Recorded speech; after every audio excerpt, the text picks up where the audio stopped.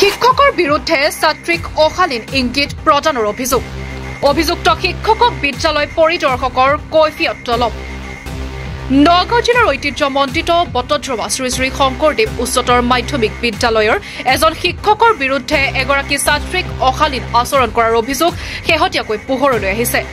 যোৱা ২৬ ফেব্ৰুৱাৰীত বিদ্যালয়খনৰ এগৰাকী ছাত্ৰীয়ে ৰাজীৱ কলিতা নামৰ শিক্ষকজনৰ বিৰুদ্ধে প্ৰধান শিক্ষকক দিয়া অভিযোগ মতে শিক্ষকজনে ছাত্ৰীগৰাকীক পৰীক্ষাত উত্তীৰ্ণ কৰোৱাৰ বিনিময়ত ধন বিচাৰিছিল পৰৱৰ্তী সময়ত ছাত্ৰীগৰাকীক অশালীন ইংগিতো প্ৰদান কৰিছিল আনকি ছাত্ৰীগৰাকীক ফোনযোগে পৰীক্ষাত সহায় কৰাৰ প্ৰলোভন দি অশালীন ইংগিত দিয়ে ইতিমধ্যে ছাত্ৰীগৰাকীয়ে মোবাইলত কৰা ফোন ৰেকৰ্ডিং বিদ্যালয়খনৰ কৰ্তৃপক্ষক দিয়া অভিযোগৰ লগত সংলগ্ন কৰিছে ছাত্ৰীগৰাকীৰ এই অভিযোগৰ পিছতে বিষয়টো সন্দৰ্ভত বিদ্যালয় পৰিচালনা সমিতিয়ে এক জৰুৰী সভা অনুষ্ঠিত কৰি বিতৰ্কিত শিক্ষকগৰাকীক পৰীক্ষাৰ সমূহ দায়িত্বৰ পৰা আঁতৰাই ৰাখিবলৈ সিদ্ধান্ত গ্ৰহণ কৰে সেই মৰ্মে অধ্যক্ষগৰাকীয়ে পৰীক্ষা কেন্দ্ৰৰ ভাৰপ্ৰাপ্ত বিষয়ালৈ পত্ৰ প্ৰেৰণ কৰি সমগ্ৰ বিষয়টো জিলা সংমণ্ডল বিদ্যালয়সমূহৰ পৰিদৰ্শকগৰাকীক অৱগত কৰে সেই পত্ৰৰ পিছতে পৰীক্ষা কেন্দ্ৰৰ ভাৰপ্ৰাপ্ত বিষয়ায়ো জিলা সংমণ্ডল বিদ্যালয়সমূহৰ পৰিদৰ্শকক শিক্ষকজনক উচ্চতৰ মাধ্যমিক চূড়ান্ত পৰীক্ষা তত্ত্বাৱধায়কৰ দায়িত্বৰ পৰা নিলম্বিত কৰা হৈছে বুলি অৱগত কৰি পত্ৰ প্ৰেৰণ কৰে ইপিনে শেহতীয়াকৈ যোৱা ১ মাৰ্চত বিদ্যালয়সমূহৰ পৰিদৰ্শকৰ নিৰ্দেশ মৰ্মে শিক্ষকজনৰ ওপৰত কিয় শাস্তিমূলক ব্যৱস্থা গ্ৰহণ কৰা নহ'ব ইয়াৰ উত্তৰ বিচাৰি লিখিত কৈফিয়ত বিচাৰে অৱশ্যে অতি ৰহস্যজনকভাৱে বিদ্যালয়সমূহৰ পৰিদৰ্শকগৰাকীয়ে কোনো ব্যৱস্থা গ্ৰহণ নকৰাৰ অভিযোগ উঠিছে উল্লেখযোগ্য যে গুৰুজনৰ নামেৰে স্থাপিত বিদ্যালয় এখনৰ এজন শিক্ষকৰ বিৰুদ্ধে উত্থাপিত এনে অভিযোগক লৈ প্ৰতিক্ৰিয়াৰ সৃষ্টি হৈছে ইফালে এই অভিযোগ অস্বীকাৰ কৰিছে শিক্ষক ৰাজীৱ কলিতাই বিদ্যালয়খনৰ নাম হ'ল বটদ্ৰৱা শ্ৰী শ্ৰী শংকৰদেৱ উচ্চতৰ মাধ্যমিক বিদ্যালয় আপুনি কি দায়িত্বত আছে মই বৰ্তমানে বিদ্যালয়খনৰ মুৰব্বী আইএছ ছাৰ বৰ্তমান নগাঁও ডিষ্ট্ৰিক্টৰ আৰু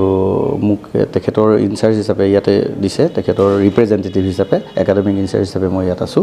আৰু বিগত পৰীক্ষাটোৰ মই আপোনালোকৰ স্কুলৰ এগৰাকী সহকাৰী শিক্ষক ৰাজীৱ কুমাৰ কলিতা তেখেতৰ বিৰুদ্ধে যি এটা অভিযোগ আহিছে গুৰুতৰ অভিযোগ এগৰাকী ছাত্ৰীক উচ্চতৰ মাধ্যমিক বিদ্যালয়ৰ ছাত্ৰীক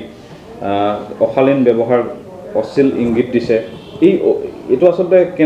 যিটো অভিযোগ উত্থাপিত হৈছে ইতিমধ্যে অডিঅ'টো ভাইৰেলো হৈছে এই বিষয়ে কি ক'ব আপুনি শুনক এই বিষয়ে SMDC এটা সিদ্ধান্ত ল'লে আৰু সিদ্ধান্ত মৰ্মে তেওঁৰ ওপৰত বিহিত ব্যৱস্থা লোৱা হ'ল